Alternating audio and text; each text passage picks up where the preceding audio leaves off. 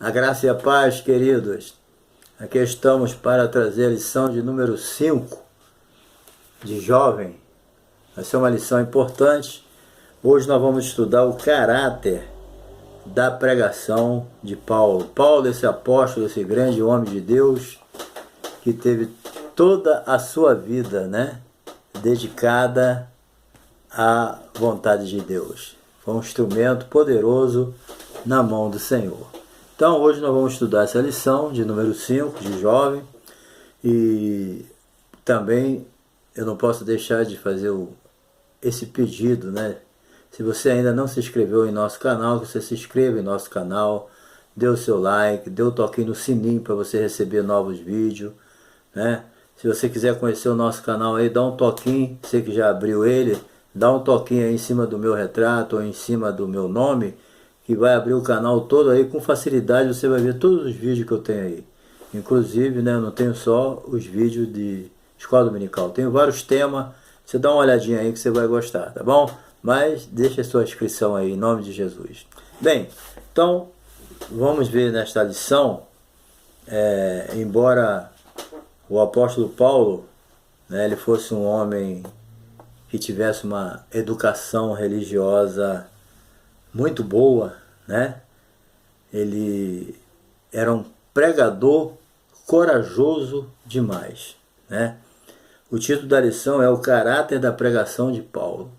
Quando você lê o livro de Atos, você vê que era um homem muito corajoso, que não tinha medo de enfrentar as oposições, As oposições vinham, mas ele estava sempre ali em frente. Ameaçavam matar, ameaçavam castigar, prender. Isso aí para ele não funcionava não, Ele era um homem de muita coragem, tinha convicção da sua chamada, Eu acho uma das coisas mais importantes na vida de um pregador, que nem o apóstolo Paulo aqui, é a convicção que a pessoa tem da sua chamada.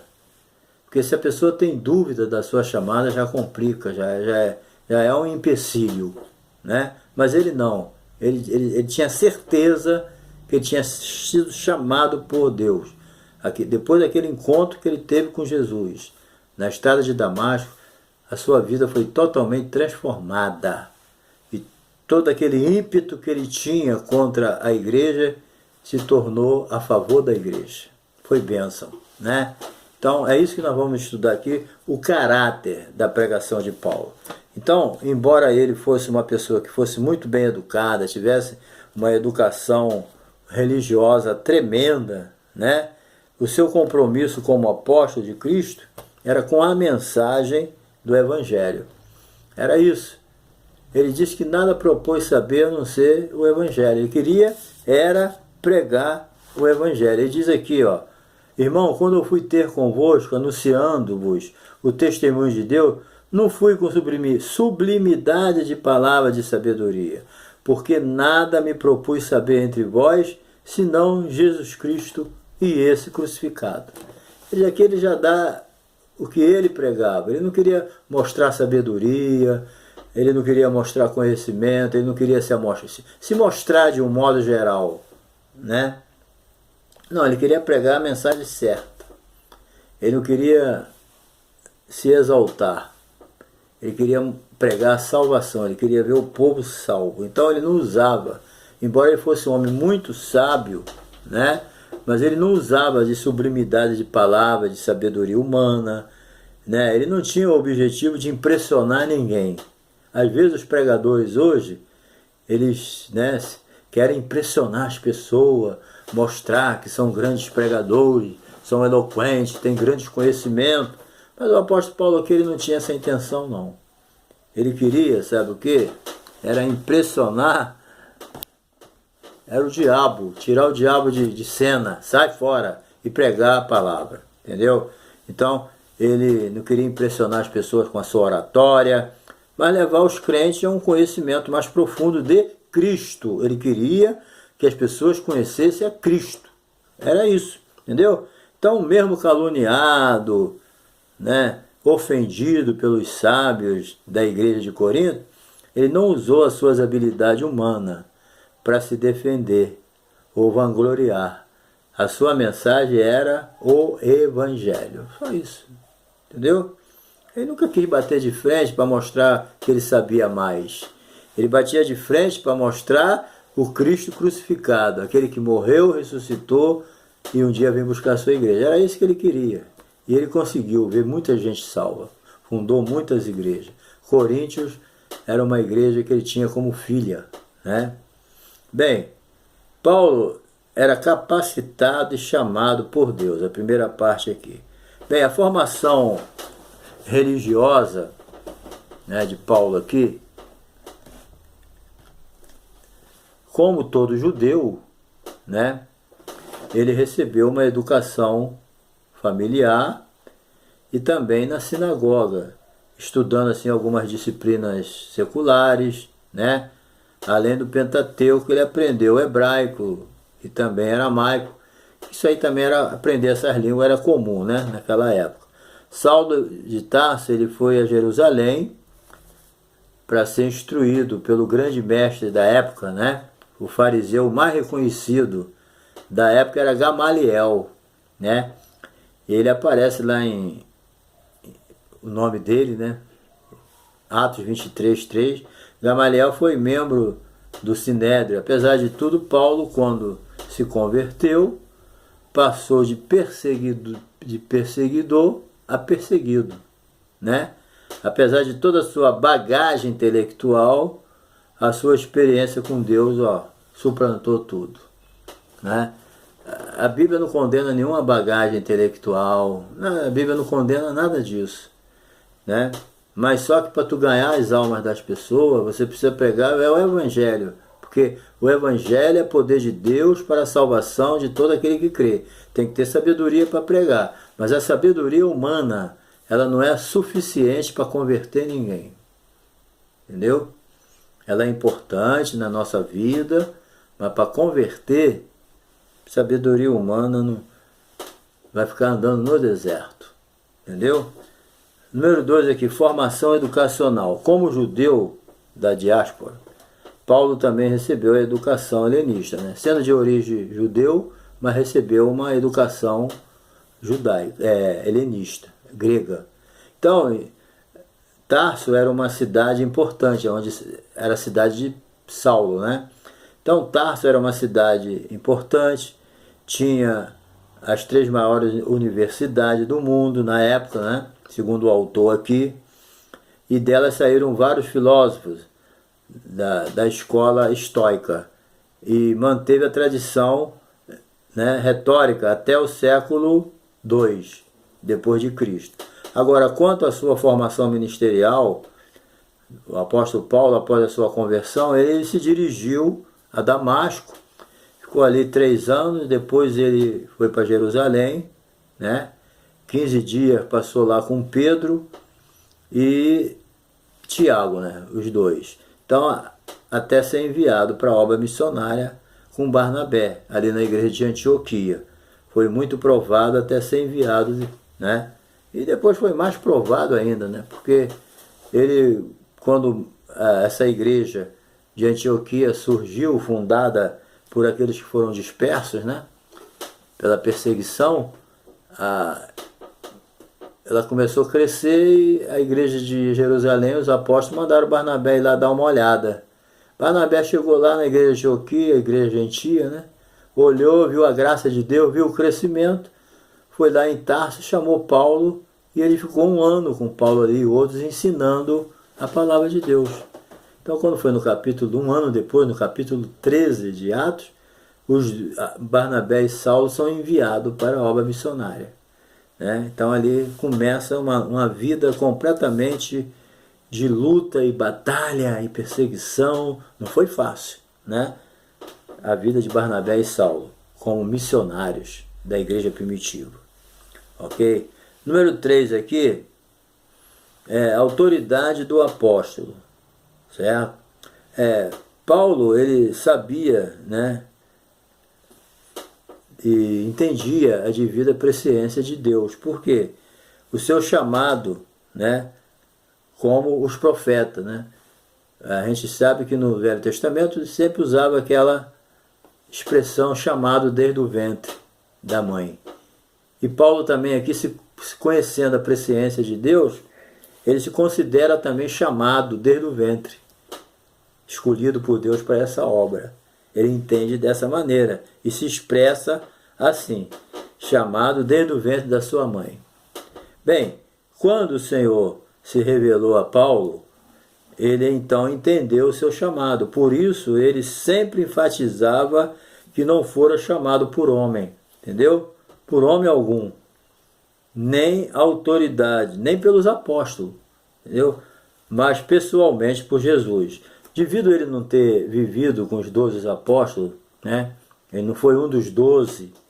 Então muitos não rejeitavam o apostolado dele. Paulo passava muita luta por causa disso. Ele dizia, não, você não teve com os 12, você não foi um dos 12. E achavam que o apostolado dele era fraudulento. Entendeu? Então por isso que ele sempre usou essa expressão. Eu não fui chamado por homem algum. Eu não fui chamado pelos apóstolos. Eu não fui chamado por ninguém. Eu fui chamado por Deus direto. E pelas revelações que ele teve, né, como a volta de Jesus de uma forma, né, o arrebatamento da igreja, o anticristo, e todas aquelas doutrinas fundamentais que está no Novo Testamento, principalmente nas 3 epístolas que ele escreveu, a gente vê que ele recebeu algo profundo da parte de Deus. Por isso que ele falou, eu não recebi nem aprendi de homem algum, mas pela revelação de Jesus, né? Então isso aí trazia não só uma rejeição, mas também um certo ciúme, porque ele era tremendamente usado por Deus. Certo? Isso aí, então, isso trazia ciúme e divisão. Mas ele suportou tudo isso, manteve a sua autoridade que recebeu de Deus, manteve a sua posição, não recuou nem um minuto. Ele enfrentou os da lei, enfrentou os sem lei, ele enfrentou o pecado, o diabo, todo tipo de opressão, enfrentou o judaísmo, enfrentou a idolatria, a filosofia grega. Ele enfrentou tudo isso, mas não deu nenhum passo atrás. Ele tinha convicção da sua chamada. Então, nunca se esqueça, o que faz a gente avançar é a certeza que nós fomos chamados por Deus. É a convicção. Porque se o pregador, o pastor, o mestre, seja lá o que for, ele não tiver a convicção da sua chamada, ele não aguenta a luta, ele foge. Entendeu? Ele foge e isso acontece direto. Tem que ter convicção. No final da sua carreira, quando todo mundo abandonou ele, ele simplesmente falou, eu sei em quem tenho crido. Ele não botou a sua confiança em homem. Se nós confiamos o nosso ministério a alguém, um homem qualquer, mesmo que seja homem de Deus, nós estamos falidos. Nós temos que ser igual o apóstolo Paulo nesse sentido. Eu sei em quem tenho crido, é Jesus. Acabou. Ah, mas todos me abandonaram. Certo, mas a minha fé está em Jesus. Eu sei em quem tenho acreditado. E em quem eu tenho acreditado não vai me decepcionar. Entendeu? Por isso que ele nunca mudou a mensagem. Qual é o título da nossa lição? O caráter da pregação de Paulo. Ele nunca mudou a mensagem por pressão. Entendeu? Saber, por isso que o objetivo da lição é esse, saber que Paulo era capacitado e chamado por Deus. Pronto. O poder dele vinha de Deus. Entendeu? Era isso que é o importante. Certo? Então ele foi chamado pessoalmente por Jesus. Isso revela a autoridade, legitimidade do seu apostolado.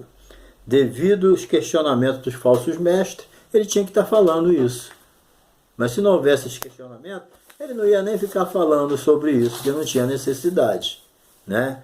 Então, a sua mudança, né, foi total, depois que ele teve um encontro com Jesus na estrada de Damasco. O caráter e o pensamento, né, mudou tudo. Ele não se envergonhava do Evangelho. Muita gente se envergonhava do Evangelho. Naquela época, pregar que alguém morreu crucificado e depois ressuscitou, só achava isso uma balela. E muita gente até abandonou Paulo por causa disso. Não suportou. Né? Mas Paulo não mudou a mensagem. Ele continuou. Ele não se abatia pelas perseguições. Você lê a segunda epístola de Coríntios, você vai ver que perseguição miserável o apóstolo Paulo sofreu, mas nunca desanimou. Foi apedrejado, foi escorraçado, foi preso, foi maltratado, passou fome, sede, desprezo, né? Mas não mudou a mensagem, não abandonou Jesus. Certo? Ele sempre se mantinha firme, porque ele tinha a convicção da sua chamada e a sua comunhão com Deus, né? E sabia que ele dependia completamente de Deus. Ele sabia disso. Ele nunca transferiu a sua confiança para ninguém. Nenhuma pessoa substituiu Jesus na vida dele. Ele não confiou em dinheiro, em posição, não confiou nos apóstolos, ele não confiou em ninguém. Ele confiou unicamente naquele que podia dar vitória a ele, Jesus. Certo? Então, repito, ele dependia completamente de Deus. Quer ser vitorioso? Dependa completamente de Deus, que Ele vai te orientar, Ele vai te dirigir, e vai te capacitar e vai estar sempre contigo. Paulo ele também não usava nenhum tipo de ostentação humana, certo? Ele lembra, né, que não estava preocupado de mostrar que era forte, que era o dono, né, de si. Pelo contrário, com fraqueza e temor, certo? Com fraqueza e temor. Ele nunca procurou se mostrar. Ele nunca procurou mostrar que era forte. Tem muitos que procuram, né? Não, eu suporto. Você não aguenta não, mas eu suporto, eu aguento. Ele nunca procurou vir com esses papos. Entendeu? Ele nunca ostentou nada que se mostrasse superior a outro. Né? Isso aí é muito importante. Ele não tinha essa preocupação de se mostrar melhor do que ninguém. Ele falou, olha, eu trabalhei mais do que todos os apóstolos. Mas depois ele fala, não eu, mas a graça de Deus que estava em mim. É isso que tem que se entender, entendeu? Então ele buscava, era a edificação da igreja do Senhor. Ele queria ver a igreja crescer, entendeu? O desejo dele era esse, é espalhar o evangelho, pregar a palavra, ver pessoas salvas, entendeu? O que ele queria era que a fé dos seus ouvintes fosse construída não sobre a sabedoria humana, mas a sabedoria do poder de Deus. Ele jamais passou na cabeça do apóstolo Paulo ele construir alguma coisa em sabedoria humana. Tudo que ele queria era que fosse construída, né, sobre a sabedoria do poder de Deus. Que não adianta você construir algo em cima da sabedoria humana, é coisa perecível, né? Então ele não desvalorizou a sabedoria humana, mas ele soube separar a sabedoria humana da divina. Ele deixou claro que a sabedoria humana é perecível, é limitada. Agora, a sabedoria de Deus, não. A sabedoria de Deus, ela é uma sabedoria infinita. É o poder de Deus. Então, ele deixou bem claro isso, entendeu? Paulo ele não estava agindo ao contrário de muitos pregadores hoje, né? Que querem chamar a atenção para si e não para Jesus. Você vê as pregações dele, vê as epístolas que ele escreveu, ele não procura chamar a atenção das pessoas para ele. Ele mesmo falou, as pessoas falam que a minha presença é fraca. E ele procurava mostrar isso mesmo, para que ninguém se apoiasse nele. Porque ele precisava do apoio de Jesus. Como é que as pessoas iam apoiar ele? Então ele sempre procurou ensinar, sejam meus imitadores, como eu sou de Cristo. Ele quis dizer o seguinte, vocês imitem a Cristo igual eu. É isso que ele queria, entendeu? Mas muitas vezes, muitos não entendiam isso, certo? Então, mas ele nunca procurou chamar a atenção para si mesmo, mas era por Cristo crucificado. Paulo também confiava na revelação do ministério da sabedoria de Deus, né? A cultura grega ela era influente, né? Na igreja de Coríntios, lógico. A igreja de Coríntios, dos Coríntios, era uma igreja que era de Corinto, um bairro, uma cidade, seja lá o que for, de uma cidade grega, onde os filósofos é que comandavam, né?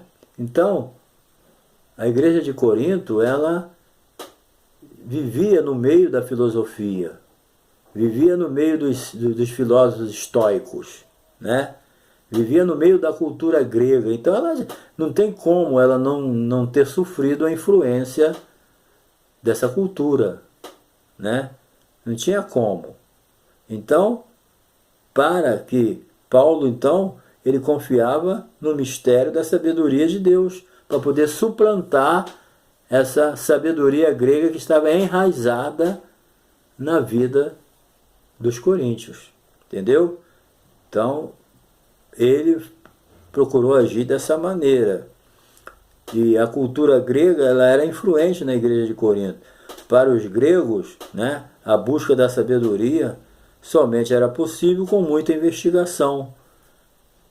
Fora isso, eles não valorizavam a sabedoria de natureza alguma. Entendeu? Então, a respeito da verdade, é algo que não era para qualquer um, mas sim para uma elite da sociedade. Já que o conhecimento, né, vinha através de uma busca, de uma investigação, então não era qualquer um que podia fazer isso. Uma pessoa sem cultura, sem letra, sem condições, que não fosse um filósofo, como é que ele ia buscar isso? Se para ele descobrir a verdadeira condição, ele tinha que ter conhecimento, buscar através do conhecimento, e não é qualquer um que pode, né? Enquanto que o evangelho é diferente. Qualquer um pode buscar a presença de Deus. Era isso que Paulo queria mostrar, a diferença da cultura grega, da sabedoria grega para a sabedoria de Deus. Entendeu? Só uma elite é que podia buscar essa sabedoria grega.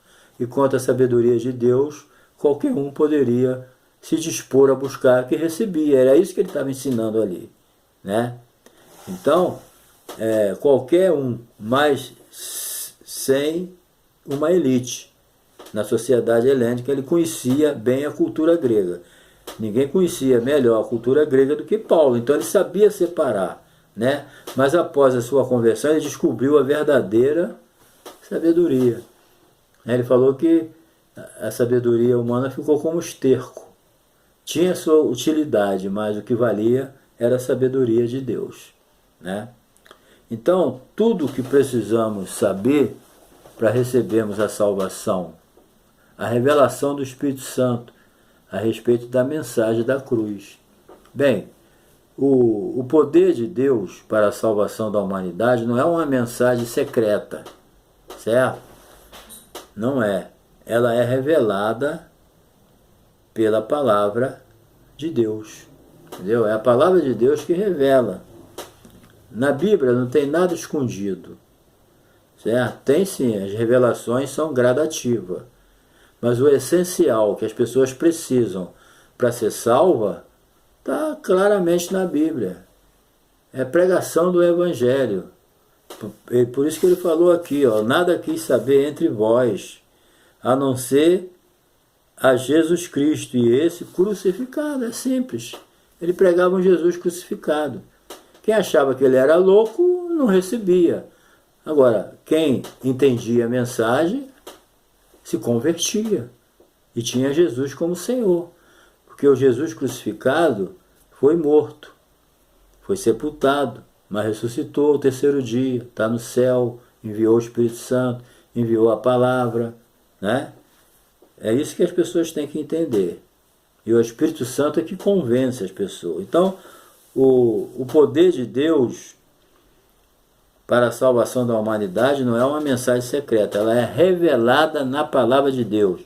Pregar o Evangelho, a salvação pelo sacrifício de Cristo, tem que ser conhecido de todos. O próprio Jesus falou, ide por todo mundo. E pregar o Evangelho a uma elite? Não. Ide por todo mundo e pregar o Evangelho para algumas pessoas? Não. Pregar o Evangelho a toda criatura. O Evangelho não é algo para ficar guardado, escondido, não. É para ser pregado para todo mundo. toda criatura, todas as nações, entendeu?